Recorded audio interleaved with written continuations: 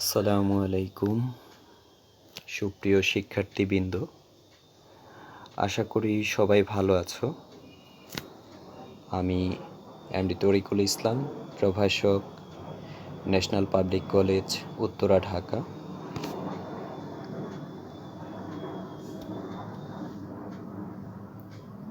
আজকে তোমাদের যে বিষয়টা নিয়ে আলোচনা করব সেটা হলো ফিনান্স, ব্যাংকিং ও বিমা। তো চলো শিক্ষার্থী বন্ধুরা, আমরা আজকে যে অধ্যায়টা আলোচনা করব, অধ্যায় 2, কেন্দ্রীয় ব্যাংক। চলো দেখে নেওয়া যাক কেন্দ্রীয় ব্যাংক কি এবং এর বিস্তারিত আলোচনা।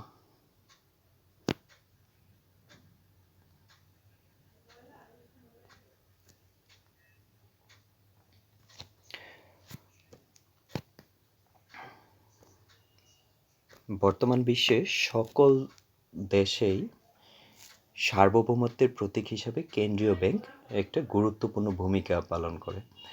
তো আজকে আমরা দেখব কেন্দ্রীয় ব্যাংক জিনিসটা কি, কেন্দ্রীয় ব্যাংক কী কাজ করে, এর আওতা ও পরিধি, বৈশিষ্ট্য, জনকল্যাণের উদ্দেশ্যে দেশের অর্থনীতির চালিকা শক্তি হিসাবে এবং সরকারি নিয়ন্ত্রণাধীন পরিচালিত দেশের এক ও অন্যান্য ব্যাংকিং প্রতিষ্ঠানই কেন্দ্রীয় ব্যাংক।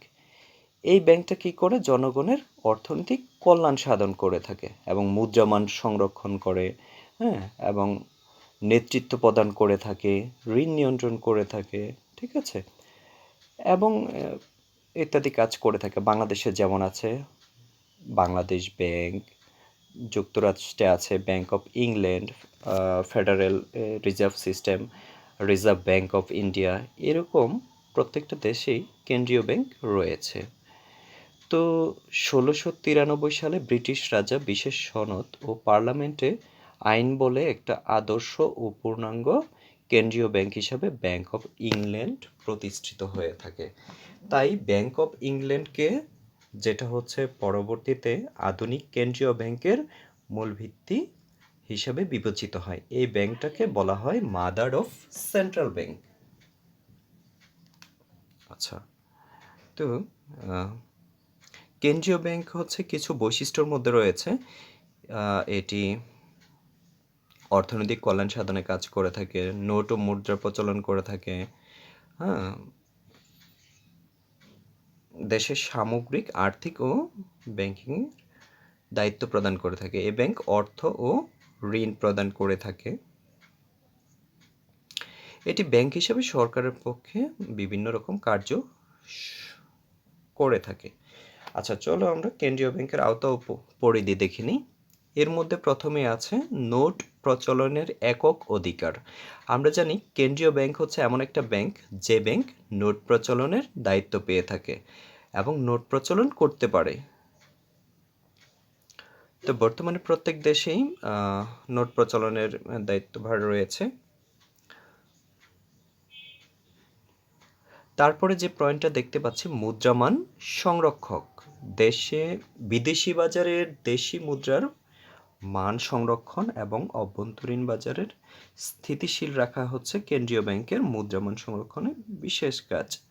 আমরা জানি এক একটা দেশের এক একটা কারেন্সি থাকে এবং সেই কারেন্সির মানটা এক এক রকম হয়ে থাকে। এই মানটা সবসময় আপ ডাউন করতে থাকে এবং কেন্দ্রীয় ব্যাংকের দায়িত্ব হচ্ছে এই মানটা চেষ্টা করা, মুদ্রার মানটা স্থিতিশীল রাখা এবং এই বাজারে দেশি মুদ্রার মানটা একটা সম্মানজনক পর্যায়ে রাখা। তারপর 3 নম্বর পয়েন্ট, সরকারের ব্যাংক। কেন্দ্রীয় ব্যাংক হচ্ছে সরকারি মালিকানায় নিয়ন্ত্রিত ও গঠিত হয়, তাহলে সরকারের ব্যাংকার হিসেবে এটি কাজ করে থাকে। সরকারের পক্ষ হয়ে এটি আর্থিক লেনদেন করে থাকে, সরকারি তহবিলের রক্ষক হিসেবে কাজ করে থাকে। এছাড়া সরকার প্রতিনিধিত্ব করে। এবং তারপর যেটা অর্থবাজারের অভিভাবক। দেশে অর্থবাজারে গঠন, পরিচালনা ও নিয়ন্ত্রণ কেন্দ্রীয় ব্যাংকের আরেকটি গুরুত্বপূর্ণ কাজ। এই ব্যাংক অর্থবাজার নিয়ন্ত্রণ করে, ঋণের পরিমাণ নিয়ন্ত্রণে রাখে এবং পুরো অর্থনীতির নিয়ন্ত্রক হিসেবে ভূমিকা পালন করে। 5 নম্বর পয়েন্টে দেখতে পাচ্ছি অন্যান্য ব্যাংকের ব্যাংকার ও নিয়ন্ত্রক হিসেবে কাজ করে থাকে। অন্যান্য ব্যাংকের ব্যাংকার হিসেবে একটি দেশের অনেক রকম বাণিজ্যিক ব্যাংক রয়েছে। বাণিজ্যিক ব্যাংকগুলো যেমন BRAC bank, Dhaka bank, standard chartered bank, এগুলো হচ্ছে বাণিজ্যিক ব্যাংক। যত বাণিজ্যিক ব্যাংক আছে এগুলা কেন্দ্রীয় ব্যাংকের আন্ডারে থাকে এবং কেন্দ্রীয় ব্যাংকের নীতিমালা ও নির্দেশনা মেনে চলে। এটিই বলছে যে অন্যান্য ব্যাংকের ব্যাংকার ও নিয়ন্ত্রক হিসেবে কাজ করে। তারপর যেটা দেখতে পাচ্ছি বৈদেশিক বিনিময়ের নিয়ন্ত্রক। বৈদেশিক বিনিময় আমরা জানি এক্সপোর্ট ইম্পোর্টের ক্ষেত্রে বৈদেশিক বিনিময় হয়। বৈদেশিক বিনিময় পরিচালনা ও নিয়ন্ত্রক একক দায়িত্ব কেন্দ্রীয় ব্যাংকের উপর ন্যস্ত থাকে। তাহলে বিনিময় হার নির্ধারণ, রিজার্ভ সংরক্ষণ ইত্যাদি কাজগুলো বিদেশি কেন্দ্রীয় ব্যাংকের সাথে সম্পর্ক রক্ষাগুলো এই ব্যাংকের কাজ, দায়িত্বের মধ্যে থাকে। তারপর ঋণের শেষ আশ্রয়স্থল। দেশের সরকার অন্যান্য বাণিজ্যিক ব্যাংকের ঋণের শেষ আশ্রয়স্থল হিসেবে কেন্দ্রীয় ব্যাংক কাজ করে থাকে। যেমন সরকার অন্যান্য বাণিজ্যিক ব্যাংক যখন সহায়তা করে তখন শেষ আশ্রয়স্থল হিসেবে কেন্দ্রীয় ব্যাংকের কাছেই যায়। সেক্ষেত্রে কেন্দ্রীয় ব্যাংক ঋণ দিয়ে সহায়তা করে থাকে। এজন্য বলা হয়েছে কেন্দ্রীয় ব্যাংক হলো ঋণের শেষ আশ্রয়স্থল। এখন আমরা দেখব কেন্দ্রীয় ব্যাংকের বৈশিষ্ট্য। প্রথম হচ্ছে একক সংগঠন, কারণ এটার কোনো শাখা প্রশাখা কিছুই থাকে না। এটা দেশে একটাই কেন্দ্রীয় ব্যাংক থাকে এবং সম্পূর্ণ যে কোনো দেশের নিঃসন্দেহে এটি একটি একক আর্থিক প্রতিষ্ঠান হিসাবে অভিহিত হয়। একক প্রতিষ্ঠান হিসাবে এর প্রধান সুবিধা হচ্ছে অন্যান্য ব্যাংকের সাথে প্রতিনিধিত্ব করতে হয় না, তার কাজটা সম্পূর্ণ আলাদা থাকে। তারপর নাম্বার 2, সরকারি মালিকানা ও নিয়ন্ত্রণ। আমি শুরুতেই বলেছি যে কেন্দ্রীয় ব্যাংক সরকারি মালিকানায় গঠিত হয় এবং সরকারি নিয়ন্ত্রণে থাকে এবং সরকারের বিভিন্ন কাজ করে। অন্যান্য ব্যাংকের ব্যাংকার হিসেবেও কাজ করে, সরকারের মালিকানা ও নিয়ন্ত্রণে থাকে।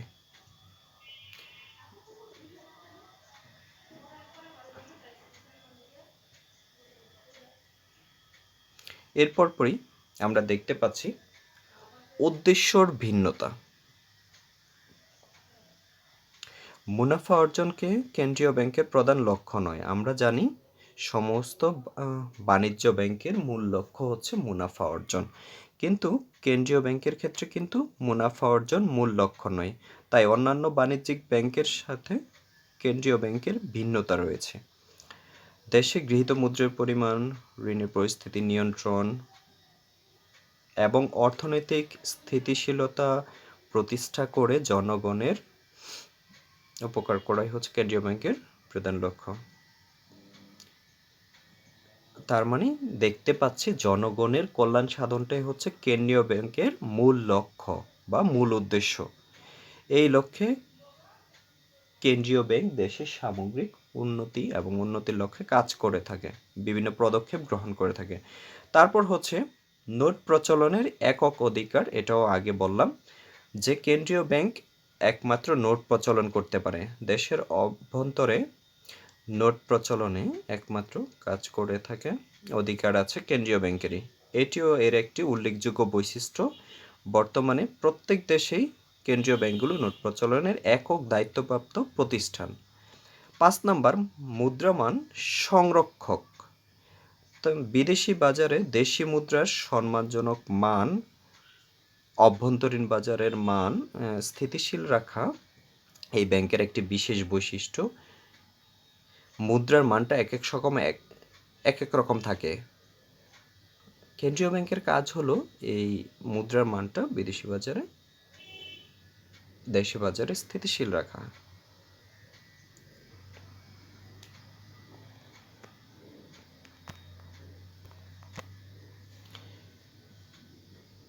এরপর সরকারের ব্যাংক, অর্থবাজারে অভিভাবক, অন্যান্য ব্যাংকের ব্যাংকার ও নিয়ন্ত্রক, বৈদেশিক বিনিময় নিয়ন্ত্রণ এবং ঋণের শেষ আশ্রয়স্থল।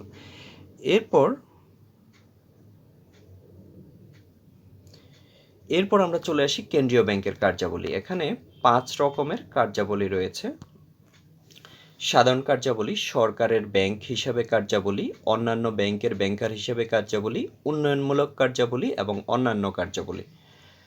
সাধারণ কার্যাবলীর মধ্যে 5টা ভাগ রয়েছে, যেটা অলরেডি বলে ফেলেছি। প্রথম কাজটা হলো নোট ও মুদ্রার প্রচলন সাধারণ কাজ হিসাবে। এর পর দেখা যায় যে এই কাজগুলো সম্পাদন করে থাকে। এবং নাম্বার 2, সরকারের ব্যাংক হিসাবে তহবিল সংরক্ষণ, অর্থ জমা গ্রহণ, স্থানান্তর, আর্থিক লেনদেন সম্পাদন, হিসাব সংরক্ষণ, ঋণদান ও ঋণ তত্ত্বাবধান, বিদেশি ব্যাংকের সাথে সম্পর্ক রক্ষা, সরকারের উপদেষ্টা প্রতিনিধিত্ব, সরকারের আর্থিক নীতি বাস্তবায়ন। সাধারণত এই কাজগুলো সরকারের ব্যাংক হিসাবে কাজগুলো করে থাকে।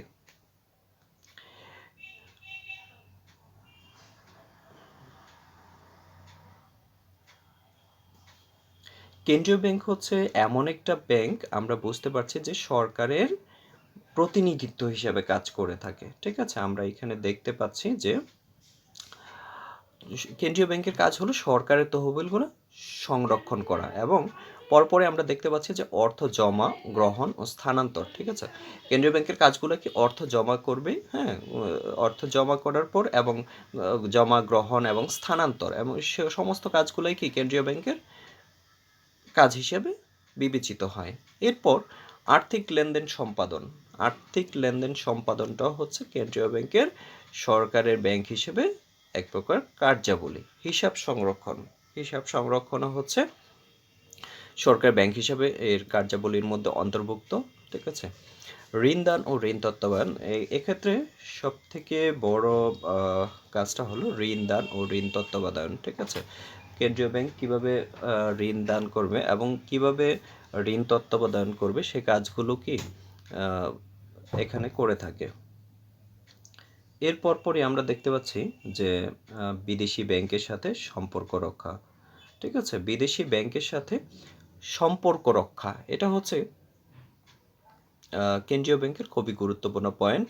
ঠিক আছে, বিদেশি ব্যাংকের সাথে সম্পর্ক রক্ষা করে কিভাবে ব্যাংকিং খাতটাকে খুব ভালো পর্যায়ে নিয়ে যাবে, এবং কেন্দ্রীয় ব্যাংক সেক্ষেত্রে গুরুত্বপূর্ণ ভূমিকা পালন করে থাকে। তো সরকারের উপদেষ্টা হিসেবে প্রতিনিধিত্ব এবং সরকারের আর্থিক নীতি বাস্তবায়ন। ঠিক আছে, কেন্দ্রীয় ব্যাংক সরকারের উপদেষ্টা হিসাবে প্রতিনিধিত্ব করে থাকে। তো আমরা জানি কেন্দ্রীয় ব্যাংক এক্ষেত্রে খুবই গুরুত্বপূর্ণ ভূমিকা পালন করে থাকে, এবং সরকারের আর্থিক নীতি বাস্তবায়ন, সরকারের যে একটা নীতি এবং প্রজেক্ট অনুসারে কাজ করে থাকে, সেই অনুসারে আর্থিক নীতিগুলো বাস্তবায়ন করে থাকে। এরপর আমরা চলে যাব যে অন্যান্য ব্যাংকের ব্যাংকার হিসেবে কার্যাবলী। যেমন প্রথমেই জমা, সংগ্রহ ও সংরক্ষণ। একটা নির্দিষ্ট পরিমাণ অর্থ কিন্তু এখানে জমা রাখতে হয় এবং সংরক্ষণ করতে হয়। এর অর্থ সঠিকভাবে জমা দিচ্ছে কিনা, সঠিকভাবে সংরক্ষণ করা হচ্ছে কিনা, হ্যাঁ, এটাও কি অন্যান্য ব্যাংকের ব্যাংকার হিসেবে এই কেন্দ্রীয় ব্যাংকের কার্যাবলী। এরপর নিকাশগড় হিসাবে কাজ। ঠিক আছে, আন্তঃব্যাংকিং কাজগুলো কি নিকাশ ঘরের মাধ্যমে কাজ হয়ে থাকে, এবং এখানে এই ব্যাংক, কেন্দ্রীয় ব্যাংক খুবই গুরুত্বপূর্ণ দায়িত্ব পালন করে থাকে। তারপর ঋণদান। ঋণদান, কেন্দ্রীয় ব্যাংক ঋণ দিয়ে থাকে যখন ব্যাংকগুলো আর্থিক সংকটে থাকে। ঋণের শেষ আশ্রয়স্থল হিসাবে কেন্দ্রীয় ব্যাংক অন্যান্য ব্যাংকগুলোকে কী করে থাকে, ঋণ দিয়ে থাকে। ঠিক আছে, তারপর ঋণ তদারকি। কেন্দ্রীয় ব্যাংক তালিকাভুক্ত ব্যাংকসমূহের মধ্যে ঋণ প্রদান করে না। অভ্যন্তরীণ ব্যাংকগুলো কিভাবে ঋণ দিচ্ছে সেটা কি তদারকি করে কেন্দ্রীয় ব্যাংক। অধিক মুনাফার আশায় অপ্রয়োজনীয় খাতে অনেক সময় অনেক ব্যাংকগুলো ঋণ দিয়ে থাকে। এই সকল বিষয়গুলো এই ঋণ তদারকি কেন্দ্রীয় ব্যাংক করে থাকে, এবং বিভিন্ন ব্যাংকগুলো কোন খাতে ঋণ দিয়েছে এবং কিভাবে ঋণ দিয়েছে। এরপর ঋণ আদায়ে সহযোগিতা দান। কেন্দ্রীয় ব্যাংক ঋণ আদায়ে সহযোগিতা দান করে থাকে, এজন্য বিভিন্ন প্রকার আইন প্রণয়ন করে থাকে এবং নিজেও নিয়ম নীতি প্রণয়ন করে থাকে। ঠিক আছে, এরপর ঋণ খেলাপিদের তালিকা সংগ্রহ করে থাকে এবং কিভাবে ঋণ আদায় করতে হবে সেক্ষেত্রে সহযোগিতা করে থাকে। এক্ষেত্রে দেখা যায় বাণিজ্যিক ব্যাংকগুলো ঋণ আদায় করতে গিয়ে অনেক সমস্যার সম্মুখীন হয়। সেক্ষেত্রে কেন্দ্রীয় ব্যাংক অনেক গুরুত্বপূর্ণ দায়িত্ব পালন করে থাকে। কেন্দ্রীয় ব্যাংকগুলো ঋণ আদায়ের ব্যবস্থা করে থাকে। কেন্দ্রীয় ব্যাংক বিভিন্ন নীতি প্রণয়ন করে থাকে যাতে ঋণ আদায় সহজ হয়। লাস্ট ওয়ান, উপদেষ্টা ও প্রতিনিধিত্ব। কেন্দ্রীয় ব্যাংক তালিকাভুক্ত ব্যাংকগুলোর বিভিন্ন সময়ে বিভিন্ন রকম উপদেশ নির্দেশনা দিয়ে থাকে। এরপর আমরা দেখতে পাচ্ছি যে উৎপাদন সম্পৃক্ত বিভিন্ন খাতের উন্নয়ন, ঠিক আছে। কৃষি ব্যাংক, বিভিন্ন ব্যাংক সম্পর্কে বিভিন্ন খাতের উন্নয়ন হিসেবে ঋণ দিয়ে থাকে, ঠিক আছে। কেন্দ্রীয় ব্যাংক উৎপাদন ভাগগুলো আছে সেগুলোতে দেখা যায় সহায়তা করে থাকে। এই উৎপাদন খাতগুলো আরও প্রতিষ্ঠিত হতে পারে, আরও ডেভেলপ হতে পারে, সেখানে কি ঋণ দিয়ে থাকে। নাম্বার 2, ব্যাংকিং ব্যবস্থার উন্নয়ন। ব্যাংকিং ব্যবস্থা, সামগ্রিক ব্যাংকিং ব্যবস্থার উন্নয়ন হিসেবে কেন্দ্রীয় ব্যাংক দেশের ব্যাংকিং সাম্রাজ্যের নেতা বলা হয় যাকে, সেটা হচ্ছে কেন্দ্রীয় ব্যাংক। এবং কেন্দ্রীয় ব্যাংকের নির্দেশনা অনুসারে ব্যাংকিং ব্যবস্থার উন্নয়ন করা হয় এবং ব্যাংক ব্যবস্থাপনার সকল স্তরে সহযোগিতা করে থাকে কেন্দ্রীয় ব্যাংক, ঠিক আছে। নতুন শাখা, তারপর বিভিন্ন রকম কার্যক্রমে, ঠিক আছে, কেন্দ্রীয় ব্যাংক সহায়তা প্রদান করে থাকে। তারপর পয়েন্টটা হলো বৈদেশিক বাণিজ্যের উন্নয়ন। কেন্দ্রীয় ব্যাংক দেশের আমদানি সমপর্যায়ে ধরে রেখে রপ্তানি বাণিজ্য বৃদ্ধির লক্ষ্যে বিভিন্ন কার্যক্রম পদক্ষেপ ধরে রাখে। আমরা জানি এখন গ্লোবালাইজেশনের কারণে আমদানি কাম্য পর্যায়ে রাখাটা যেমন জরুরি এবং রপ্তানি বৃদ্ধি করাটাও তেমনি জরুরি। তাই কেন্দ্রীয় ব্যাংক আমদানিকে কাম্য পর্যায়ে রাখা এবং রপ্তানিকে বৃদ্ধি করার লক্ষ্যে কাজ করে থাকে।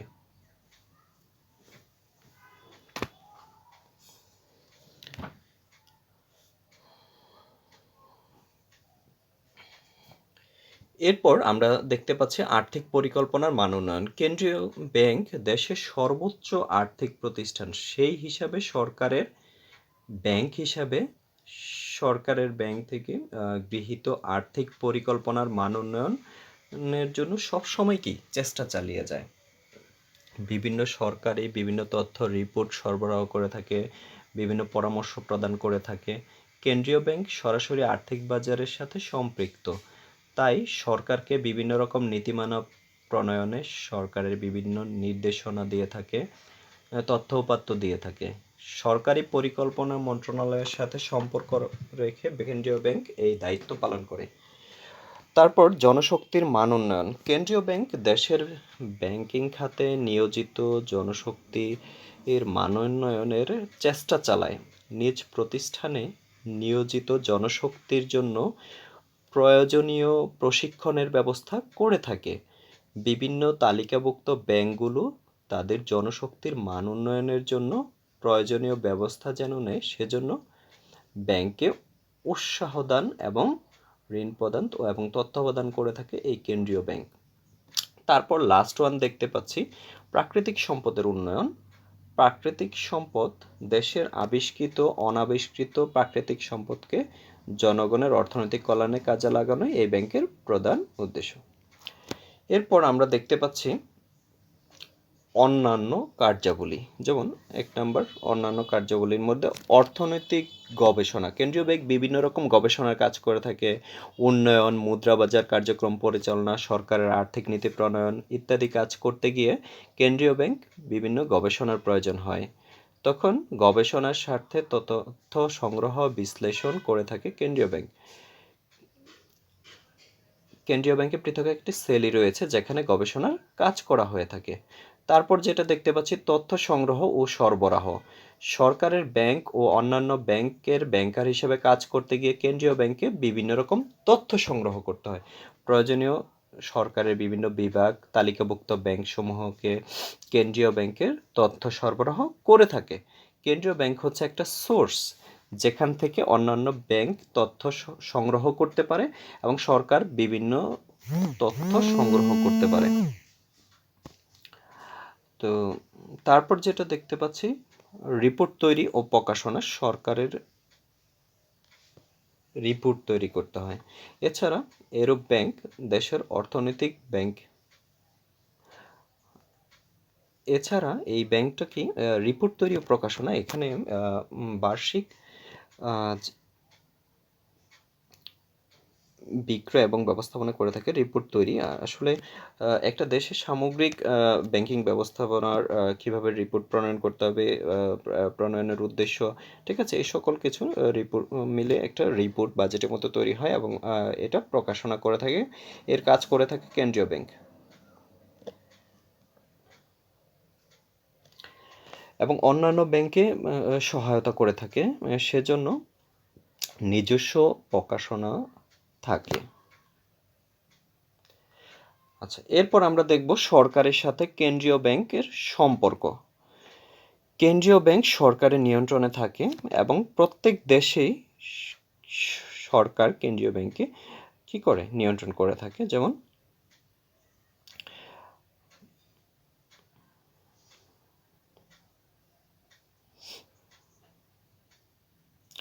সরকারি ব্যাংক এবং কেন্দ্রীয় ব্যাংক সরকার হয়ে কাজ করে এবং সরকারের মালিকানা, সরকারি নিয়ন্ত্রণ, হ্যাঁ, সরকারের ব্যাংকার, সরকারের হিসাবরক্ষক, সরকারের প্রতিনিধি, হ্যাঁ, সরকারের উপদেষ্টা হিসাবে কাজ করে, সরকারের তথ্য সরবরাহকারী হিসাবে কাজ করে, ঋণদাতা, সরকারের পক্ষে নোট ও মুদ্রার প্রচলনকারী হিসাবে কাজ করে, বৈদেশিক মুদ্রা সংরক্ষণ ও পরিচালক, সরকারি প্রকল্পে সহায়তা এবং অর্থনৈতিক স্থিতিশীলতা রক্ষা করা। ঠিক আছে, তো দেখা যায় যে সরকারের সমস্ত কার্যাবলীর মধ্যে এই কেন্দ্রীয় ব্যাংকের সাথে সম্পর্ক রয়েছে। ঠিক আছে, তো সরকারি মালিকানা হিসাবে কেন্দ্রীয় ব্যাংক সহায়তা করে থাকে। সরকার উপদেষ্টা হিসাবে, অর্থাৎ সরকারের উপদেষ্টা হিসাবে কি গুরুত্বপূর্ণ ভূমিকা পালন করে থাকে। হ্যাঁ, এবং ঋণদাতার ক্ষেত্রে কেন্দ্রীয় ব্যাংক খুবই গুরুত্বপূর্ণ কাজ করে থাকে। সরকারের পক্ষে নোট ও মুদ্রার প্রচলনকারী, সব থেকে বড় একটা বিষয় হলো সরকারের পক্ষ থেকে নোট ও মুদ্রার প্রচলনকারী এই ব্যাংক কি করে থাকে, সরবরাহ করে থাকে। সরকারি প্রকল্পে সহায়তা, এছাড়া বিভিন্ন রকম সরকারি প্রকল্পে সহায়তা করে থাকে। অর্থনৈতিক স্থিতিশীলতা বজায় রাখতে কেন্দ্রীয় ব্যাংক কি করে সহায়তা করে। যে কোনো দেশের অর্থনৈতিক স্থিতিশীলতা ও জাতীয় উন্নয়ন নির্ভর করে এই অর্থনৈতিক স্থিতিশীলতা, এবং অর্থনৈতিক স্থিতিশীলতা রক্ষা করার মূল দায়িত্ব হলো সরকারের, এবং এই কাজগুলো করে থাকে সরকারের সাথে কেন্দ্রীয় ব্যাংক। কেন্দ্রীয় ব্যাংক দেশের একক ও সর্বপ্রধান ব্যাংকিং প্রতিষ্ঠান যা মুদ্রাবাজার পরিচালনা করে থাকে এবং নেতৃত্ব প্রদান করে থাকে। তো প্রথমেই আমরা দেখি কেন্দ্রীয় ব্যাংক মুদ্রাবাজারের অভিভাবক হিসাবে যে কাজটা করে থাকে। নাম্বার 1, প্রয়োজনীয় পরিকল্পনা প্রণয়ন। দেশের স্বার্থে দেশের গঠিত বিভিন্ন পরিকল্পনা প্রণয়ন করে থাকে কেন্দ্রীয় ব্যাংক। গঠন ও উন্নয়নের সহায়তা, যেমন মুদ্রাবাজারে ব্যাংক ও আর্থিক প্রতিষ্ঠান গঠনে কি উন্নয়নে সহায়তা প্রদান করে থাকে কেন্দ্রীয় ব্যাংক। ঠিক আছে, পরিচালনায় সহায়তা করে থাকে এবং তালিকাভুক্ত ব্যাংকগুলোর সুপরামর্শ দিয়ে সহযোগিতা করে থাকে কেন্দ্রীয় ব্যাংক। মুদ্রাবাজারের স্থিতিশীলতা রক্ষা করে থাকে, যেমন মুদ্রাবাজারে একটা স্থিতিশীলতা হিসেবে রক্ষা করে এবং মুদ্রামান সুরক্ষা করে থাকে। আমরা জানি এক এক দেশের মুদ্রামান এক এক রকমের। ঠিক আছে, তো কেন্দ্রীয় ব্যাংক সবসময় চেষ্টা করে থাকে ওই দেশের মুদ্রা বাজারে এবং বাণিজ্যের ক্ষেত্রে যেন আমাদের দেশের মুদ্রা যেন মানটা কি স্থিতিশীল থাকে সবসময় এবং একটা সম্মানজনক পর্যায়ে থাকে, এই হিসাবে কি দায়িত্ব পালন করে থাকে কেন্দ্রীয় ব্যাংক। ঠিক আছে, এরপর আমরা দেখতে পাচ্ছি মুদ্রা বাজারের অভিভাবক হিসাবে কেন্দ্রীয় ব্যাংক গুরুত্বপূর্ণ দায়িত্বগুলো পালন করে থাকে এবং প্রতিনিধি হিসাবে দায়িত্ব পালন করে। এরপর আমরা দেখতে পাচ্ছি তালিকাভুক্ত ব্যাংক। ঠিক আছে, কেন্দ্রীয় ব্যাংকের সদস্য, এটা বলতে তালিকায় অন্তর্ভুক্তকরণকে বোঝায়। যেমন নাম্বার 1, কেন্দ্রীয় ব্যাংকের সদস্য।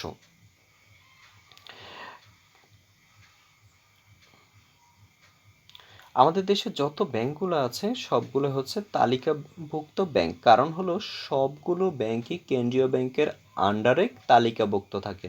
তাহলে এর মধ্যে কিছু বৈশিষ্ট্যর মধ্যে প্রথমে ধরা যায়, যেমন কেন্দ্রীয় ব্যাংকের সদস্য, যেহেতু কেন্দ্রীয় ব্যাংকের তালিকায় অন্তর্ভুক্ত থাকে, সেজন্য কেন্দ্রীয় ব্যাংকের সদস্য, সমস্ত ব্যাংকিং ব্যবস্থাপনাগুলো হচ্ছে কেন্দ্রীয় ব্যাংকের সদস্য। এরপর হচ্ছে অর্থবাজারের সদস্য। কেন্দ্রীয় ব্যাংক হচ্ছে কি দেশের মুদ্রা বাজারের অভিভাবক, তাই এর তালিকা অন্তর্ভুক্ত সকল ব্যাংকই হলো কি অর্থবাজারের সদস্য, সম্মানিত সদস্য হিসেবে গণ্য হয়। তালিকাভুক্ত সকল ব্যাংকই দেশের প্রচলিত ব্যাংকিং ব্যবস্থায় নিবন্ধিত করতে হয়।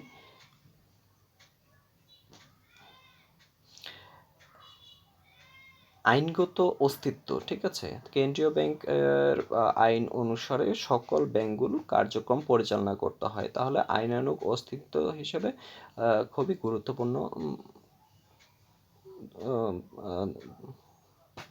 তালিকাভুক্ত ব্যাংকের একটি অন্যতম বিষয়। এরপর ন্যূনতম ও পরিশোধিত মূলধন ও সংরক্ষিত তহবিল, ঠিক আছে, ন্যূনতম পরিশোধিত মূলধন, প্রত্যেকটা তালিকাভুক্ত ব্যাংকেরই ন্যূনতম মূলধন ও সংরক্ষিত তহবিল থাকতে হবে, ঠিক আছে। এটি কোম্পানি আইনের ক্ষমতা বলে বাংলাদেশ ব্যাংকের সরকারের সাথে পরামর্শ করে সময়ে সময়ে এরূপ পরিমাণ নির্ধারণ করে থাকে।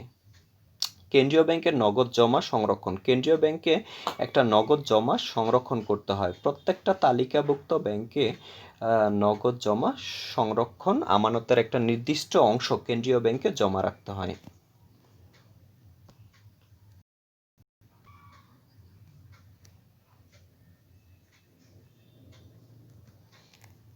তো সুপ্রিয় শিক্ষার্থীবৃন্দ, আজকে এ পর্যন্তই। সবাই ভালো থাকো, সুস্থ থাকো। আসসালামু আলাইকুম।